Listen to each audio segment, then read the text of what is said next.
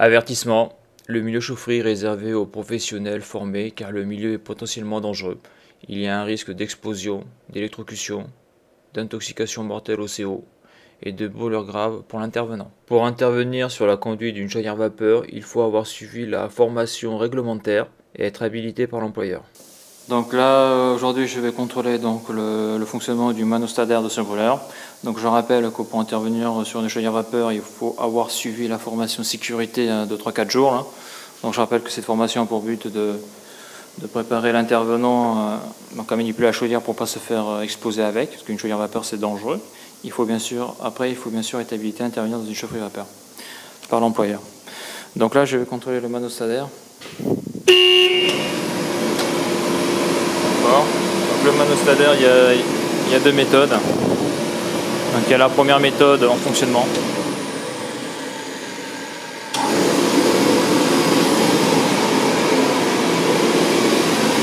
Donc il faut savoir que en allure de démarrage, l'air qu'il y a dans le brûleur est aux alentours de 4-5 millibars. Ici il est réglé je crois à 3 millibars. Et pour le contrôler en fonctionnement, je vais mettre ce flexible là. Et je vais souffler à l'intérieur lorsqu'il y aura la flamme. Donc lorsqu'il sera en fonctionnement, lorsque le brûleur aura fait sa mise à feu.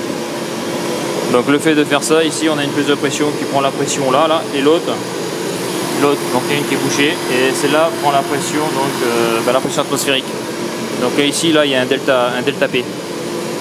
Donc moi en soufflant dessus très légèrement, d'une manière très progressive, je vais la delta P, je vais la faire tendre vers 0, donc en dessous de 3 millibars, et ça devrait déclencher la sécurité manostadaire.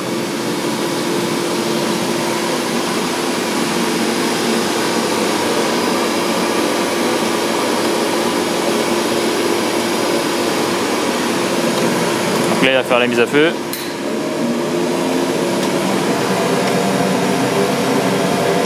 Libération de la première allure.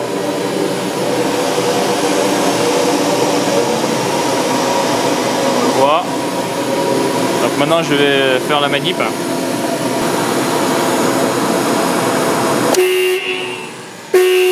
Voilà. Alors bien sûr quand vous faites ça, il faut souffler tout doucement jusqu'à temps que ça tombe, hein. Sachant que ce manostadaire, d'après la documentation, peut encaisser jusqu'à 50 millibars. Donc voilà pour ça. Mais maintenant je vais faire l'autre test.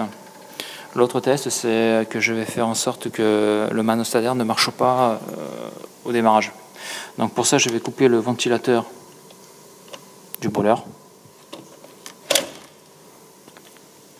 Et lorsque je vais arriver sur P, je vais avoir un défaut.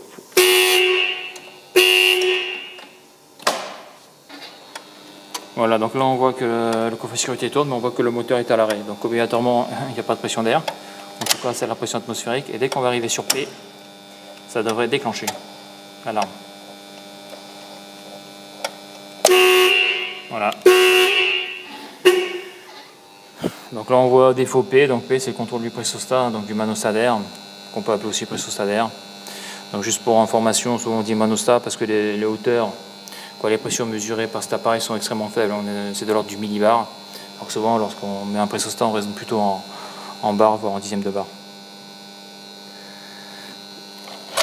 Donc là, je vais le réarmer. Je vais refaire une mise à feu pour contrôler que le brûleur fonctionne là quand même. Et voilà, donc là j'aurais fini le test du contrôle du manostadaire.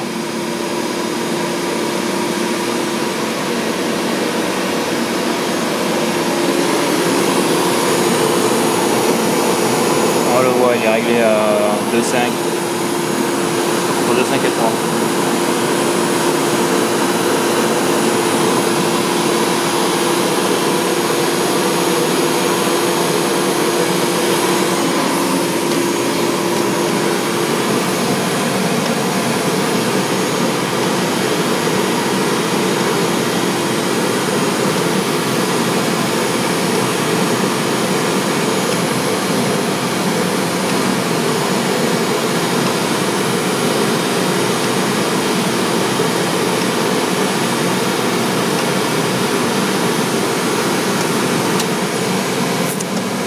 Libération de la première allure bientôt.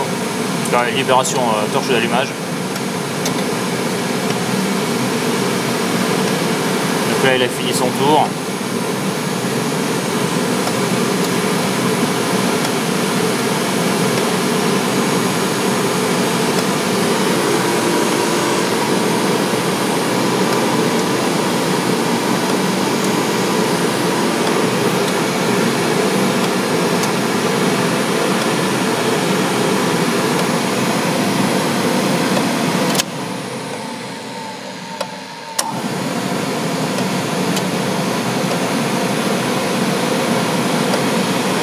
Contrôle du P, du panneau s'adhère, donc ça passe.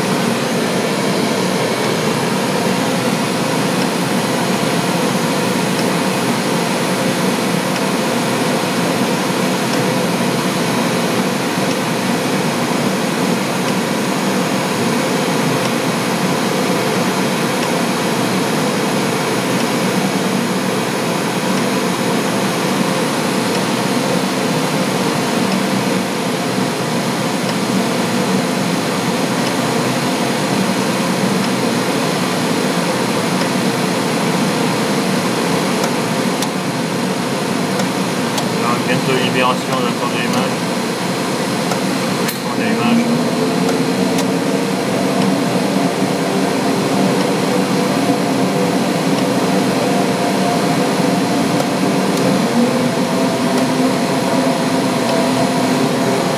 Ok, donc ça marche. Donc là ce que je vais faire c'est ça.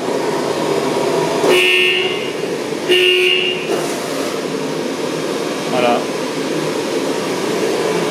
Vous voyez là le fait de... Enfin, je vais en parler après ça. Donc la sécurité c'est bien mise, nickel, il marche bien ce brûleur, c'est ce que je veux dire. Donc un truc qu'il faut savoir, là comme on peut le voir, la pression dans la chaudière est de 0 bar. Et on peut voir que la bâche alimentaire est en hauteur. Et on a pu voir que j'avais ouvert la vanne. Et bien le temps que j'ai ouvert la vanne, mine de rien, par gravité ça m'a rempli la chaudière vapeur. Donc voilà, je vais la laisser comme ça, et lundi matin, le mec qui la mettra en marche, et bien, il videra les niveaux.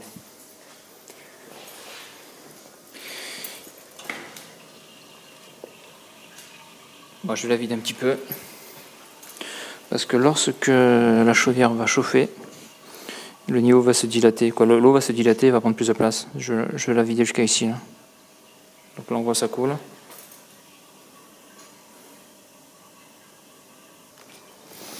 Bon, c'est bon. Donc voilà.